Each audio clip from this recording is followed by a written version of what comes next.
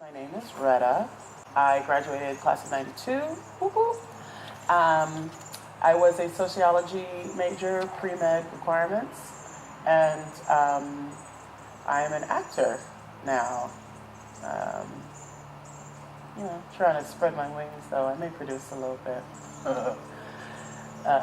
And because I'm a control freak, I'll probably try to direct as well. But right now, I am strictly acting and I do stand up. Well, Duke taught me to be independent. It was the first time I lived away from my parents.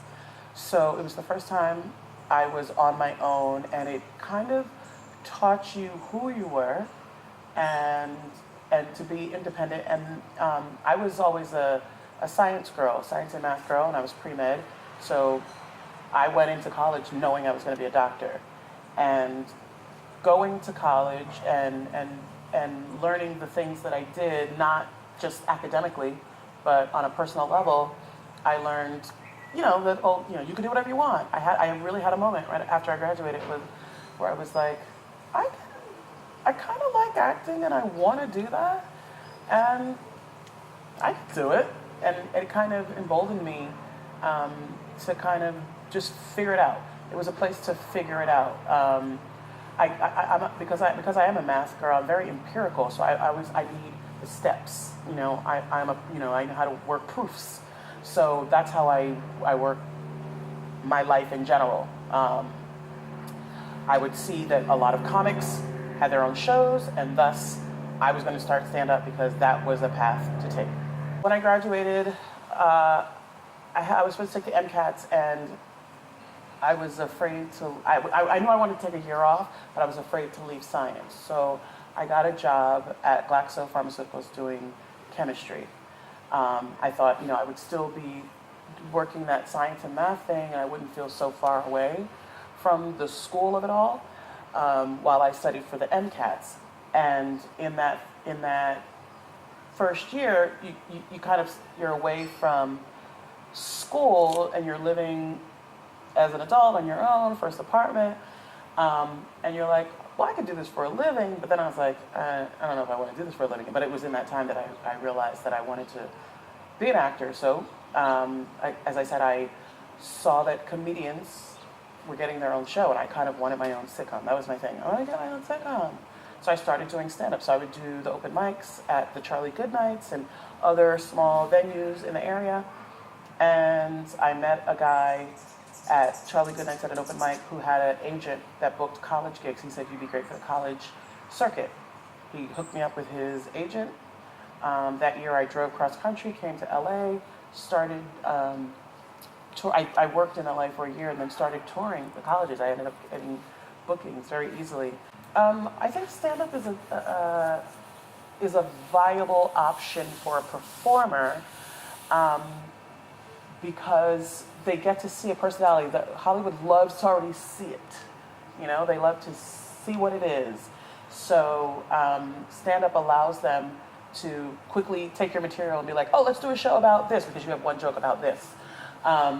So it's just easy for them to do that. And it also shows off that you can write.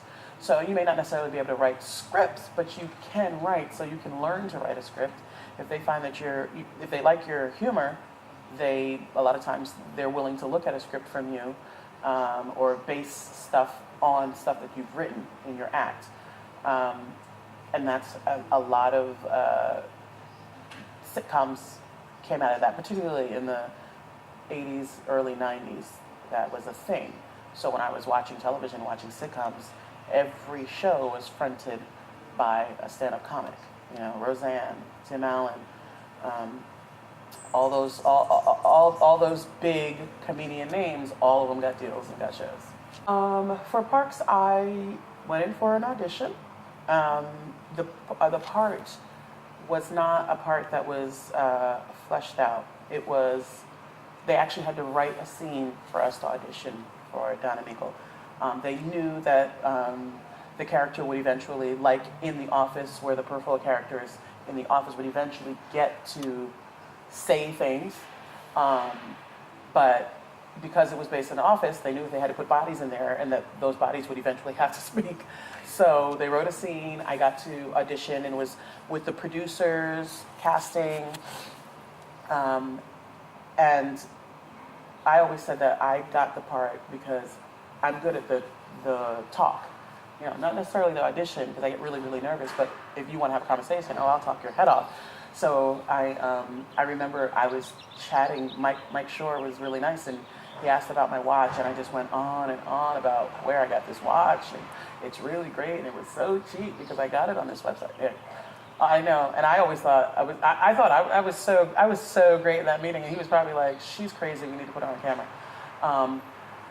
And so it was, you know, I always said the job originally was, you know, glorified background because I didn't have a lot to do in the beginning, but eventually, you know, they knew that I could act via, because of the audition, and eventually they start writing new stuff, and then they get your personality, and they start writing towards your personality. And so Parks is why a lot of people know who I am. You know, they don't know me from that episode of Moesha I did, or that episode of It's Always Sunny, although everyone always tweets me once they watch a rerun. They're like, oh, that was you. I was like, yeah. I did learn improv. I'm not an improver. That's not my strong suit, but I worked with some really great improvers, so I learned to hang, you know. I mean, I can write jokes, but to play off people and you know, what is it? Yes and was their thing. If I thought something was crazy, my initial reaction would be like, what? As opposed to just going with it and moving on. So it taught me to get comfortable with improving. Being on Parks made me feel a little more comfortable going my own way. Because I mean, I write my own comedy, but I'm very, very scripted with what I write. I don't tend to change it up while I'm on stage. I'm not that person. So you did get to improv, but when we improv, everybody was so filthy. None of that stuff could make it on the air. It only made it to the rap party.